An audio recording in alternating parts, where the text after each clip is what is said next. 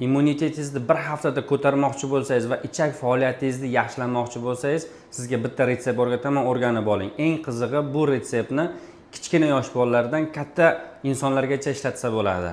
Avvalo 3 dona sarimsoq kerak bo'ladi. Uni mayda bo'laklarga bo'ling. Keyin kichik bo'lak imbir olib, videoda ko'rsatilgandek maydalang. Cho'michga yarim litr sutni quying va tayyorlangan sarimsoq, imbir hamda 1 dona darchinni yoki uning urug'ini, ruschasiga koritsa qo'shing. Rasmini ham qo'yib ketaman, ko'rishingiz mumkin. Uni o'rtacha olovda 10 daqiqa qaynating. Keyin aralashmani sovutib, filtrdan o'tkazib oling. Qanday qabul qilish kerak? Bu ichimlikdan kuniga 1 piyoladan hafta davomida iching. Agar istasangiz, ta'mi uchun 1 qoshiq asal ham qo'shishingiz mumkin. 1 haftadan so'ng ichaklaringiz tozalanadi, immun tizimingiz to'liq quvvat bilan ishlaydi va hazm qilish jarayoni ancha yaxshilanadi. Bu videoni yo'qotib qo'ymaslik uchun do'stlaringizga yuborib qo'ying yoki o'zingiz saqlab qo'ying. Sizlarga bundan ham kerakli va muhim ma'lumotlarni berib boraman.